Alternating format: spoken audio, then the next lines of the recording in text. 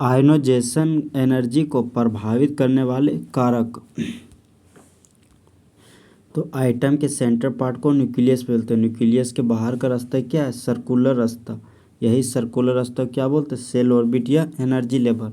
तो बाहरी कक्षा में सिंगल इलेक्ट्रॉन को निकालने के लिए जो एनर्जी देना पड़ता है उसी एनर्जी को क्या बोलते हैं? आयनोजेशन एनर्जी।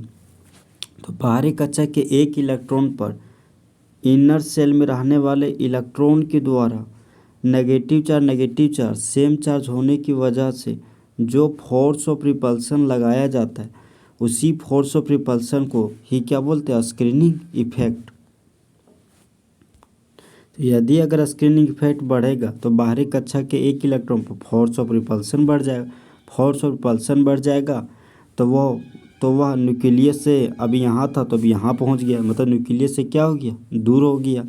तो न्यूक्लियस का बाहरी कक्षा के एक इलेक्ट्रॉन पर पकड़ क्या हो गया? कम हो गया। तो बाहरी कक्षा के एक इलेक्ट्रॉन को रिमूव करने के लिए अब हम लोग को एनर्जी कम लगेगा, इसलिए इसका आयनोजेशन एनर्जी कम हो जाएगा। Ionisation energy directly proportional to effective nuclear charge.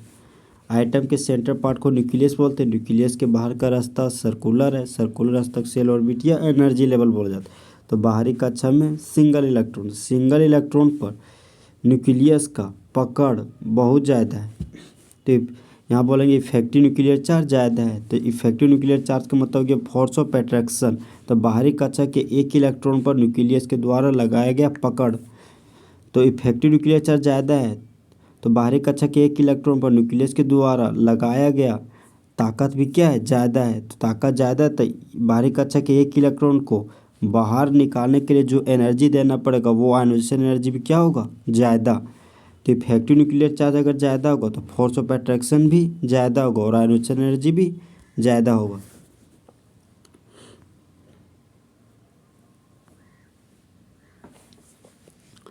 आयनोजेशन energy directly proportional to effective nuclear charge. तो आयनोजेशन एनर्जी के लिए आयनोजेशन एनर्जी हो गया। इफेक्टिव न्यूक्लियर चार्ज को क्या बोलते हैं? न्यूक्लियस। और न्यूक्लियस में क्या होता है? Positive charge.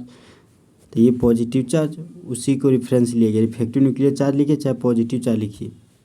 अगर पॉजिटिव चार्ज बढ़ेगा तो इफेक्टिव न्यूक्लियर चार्ज बढ़ेगा तो फोर्स ऑफ अट्रैक्शन भी क्या होगा? बढ़ेगा और आयनोजेशन एनर्जी भी बढ़ जाएगा।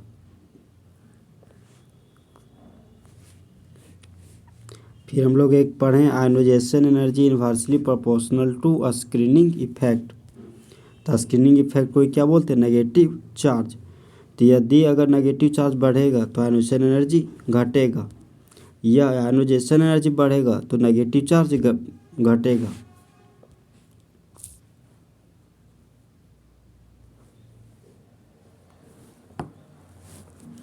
आयनोजेशन एनर्जी इन्वर्सली प्रोपोर्शनल है किसका? एटॉमिक साइज का, मतलब आइटम का साइज का।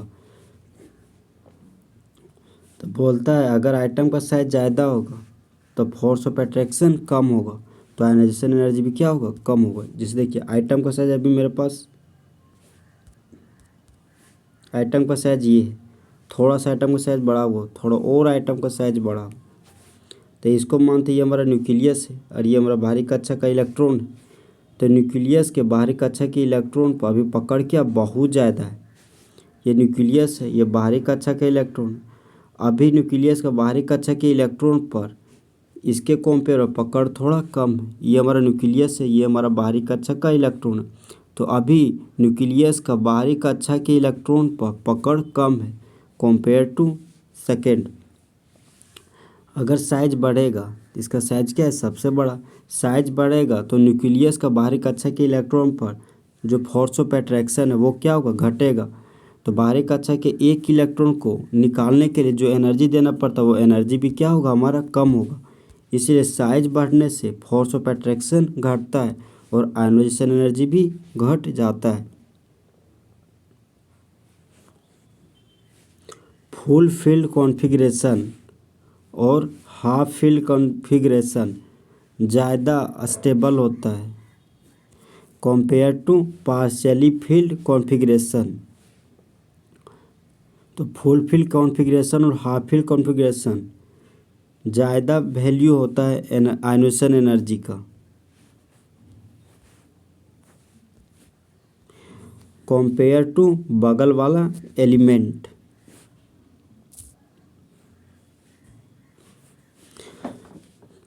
ये हमारा पी सब सेल है। तो पी सब सेल में कितना होता है 3 ऑर्बिटल, और 3 ऑर्बिटल में मैक्सिमम 6 इलेक्ट्रॉन रहता है। तो ये हमारा क्या हो गया फुलफिल्ड ऑर्बिटल। ये हो गया हमारा फुलफिल्ड ऑर्बिटल, इसी को P6 भी लिखते हैं। ये पी सब सेल है। पी सब सेल में कितना 3 ऑर्बिटल होता है।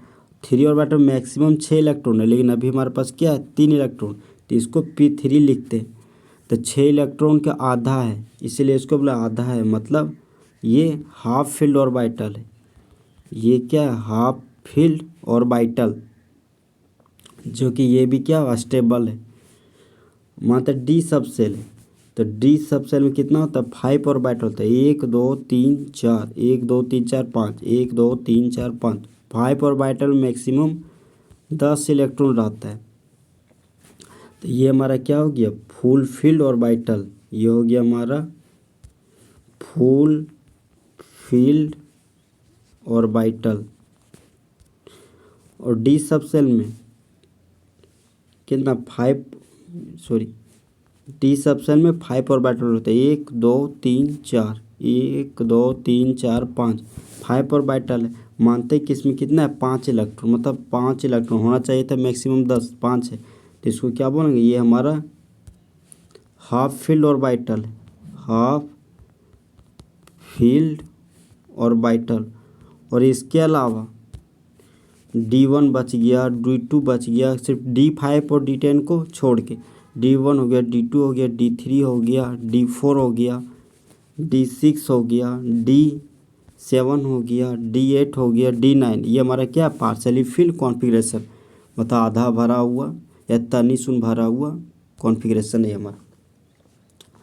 P1 हो गया, P2 हो गया, सिर्फ P3 और P6 को छोड़ के सारा हमारा क्या पार्शली फिल्ड कॉन्फ़िगरेशन। P1 हो गया, P2 हो गया, P4 हो गया, P5 हो गया। ये हमारा क्या पार्शली फिल्ड ऑर्बिटल है, पार्शली फिल्ड कॉन्फ़िगरेशन।